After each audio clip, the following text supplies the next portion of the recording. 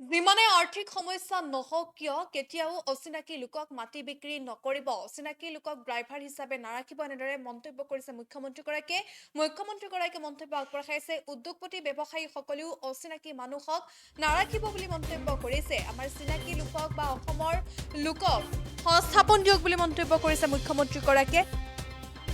যিমানে আৰ্থিক সমস্যা নহওক অচিনাকি মানুহক মাটি বিক্ৰী নকৰিব, লাহে লাহে আমি মাটি হেৰুৱাই আছো বুলি মন্তব্য কৰিছে। উদ্যোগপতি ব্যৱসায়ীসকলে কেতিয়াও অচিনাকি মানুহক ল'ব নালাগে, অচিনাকি মানুহক কেতিয়াও ড্ৰাইভাৰ হিচাপে নাৰাখিব, মুখ্যমন্ত্ৰীগৰাকীয়ে আজি এনেদৰে মন্তব্য আগবঢ়াইছে। আৰু মুখ্যমন্ত্ৰীগৰাকীয়ে এনেদৰে সভাত মন্তব্য আগবঢ়োৱা দেখিবলৈ পোৱা গৈছে। মুখ্যমন্ত্ৰীগৰাকীয়ে কৈছে বৰঘৰত সোমাবলৈ নিদিব অচিনাকি লোকক, আৰু অচিনাকি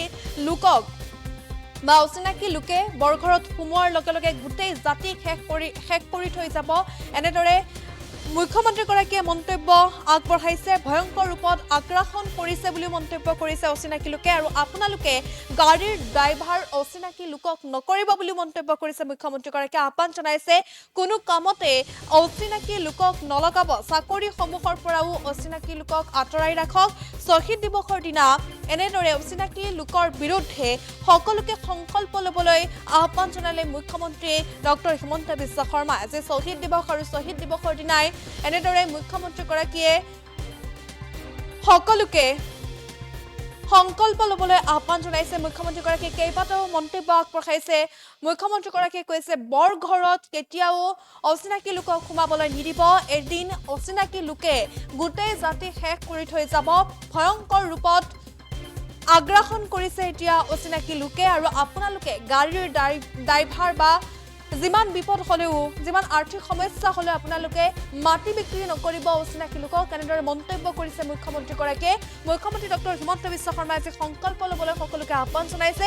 মুখ্যমন্ত্ৰীগৰাকীয়ে কৈছে কোনো কামতে আপোনালোকে অচিনাকি লোকক নলগাব, চাকৰিসমূহ উদ্যোগপতি ব্যৱসায়ীসকলৰ বাবেও আহ্বান জনাইছে মুখ্যমন্ত্ৰীগৰাকীয়ে উল্লেখ কৰিছে সংকল্প ল'বলৈ সকলোকে আহ্বান জনাইছে। আৰু মুখ্যমন্ত্ৰীগৰাকীয়ে কৈছে শ্বহীদ দিৱসৰ দিনাই, আজি 10 ডিচেম্বৰ দিনাই সকলো সংকল্পবদ্ধ হওক, সকলোৱে এই সংকল্প লওক যে যাতে কোনো অচিনাকি লোকক আপোনালোকে চাকৰি নিদিয়ে, কোনো অচিনাকি লোকৰ হাতত মাটি গোটাই নিদিয়ে, এনেদৰে আহ্বান জনোৱা দেখিবলৈ পোৱা গৈছে। মুখ্যমন্ত্ৰীগৰাকীয়ে কি আহ্বান জনাইছে আমি দৰ্শকসকলৰ বাবে আগবঢ়াইছো।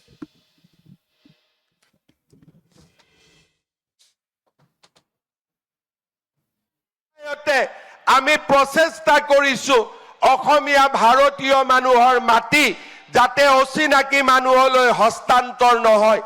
আমি বিধানসভাত আইন এখন আনিব খুজিছো, যি আইনৰ দ্বাৰা অসমৰ যি স্থানত আমি সংখ্যালঘিষ্ঠ হ'ব আৰম্ভ কৰিছো, সেই স্থানত কোনো মাটি 3 প্ৰজন্মৰ অসমীয়া নহলে সেই মাটি কিনিব নোৱাৰিব। তাৰো আজি আমি আইন আমাৰ বিধানসভাত আমি আনিব বিচাৰিছো। চৰকাৰে প্ৰচেষ্টা কৰিছে জাতিটোক জীয়াই ৰখাৰ কাৰণে, কিন্তু ই চৰকাৰী প্ৰচেষ্টাৰে জাতি জীয়াই নাথাকে।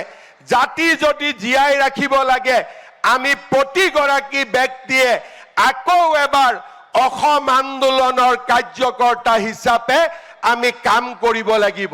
একোজন আন্দোলনকাৰী হিচাপে আমাৰ নিজৰ জীৱনত, নিজৰ সমাজত, নিজৰ গাঁওখনত আমি আন্দোলন কৰিব লাগিব।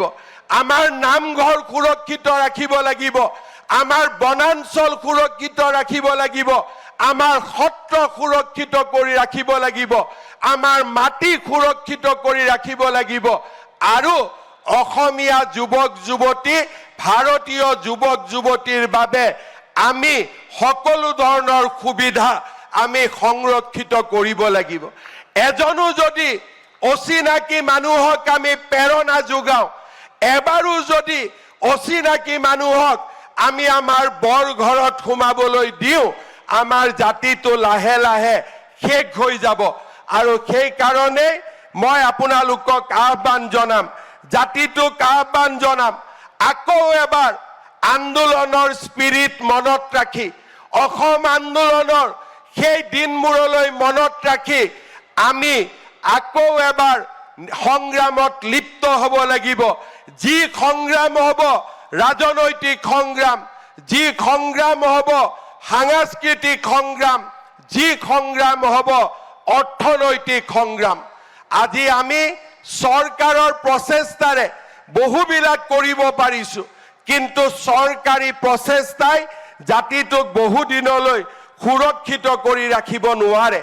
আমি যদি আমাৰ মাটিবোৰ অচিনাকি মানুহৰ হাতত বিক্ৰী কৰি দিওঁ, আমি যদি আমাৰ খেতি পথাৰবোৰ অচিনাকি মানুহৰ হাতত গতাই দিওঁ, আমি যদি আমাৰ ব্যৱসায়সমূহ অচিনাকি মানুহৰ হাতত গতাই দিওঁ, আমাৰ জাতিটো বহুদিনলৈ জীয়াই থাকিব নোৱাৰে। 10 ডিচেম্বৰৰ এই পবিত্ৰ দিনটোত মই প্ৰতিগৰাকী অসমীয়া ভাৰতীয়ক আহ্বান যিকোনো খবৰৰ বাবে যোগাযোগ কৰক 7099017330 লগতে 7099017110 নম্বৰত।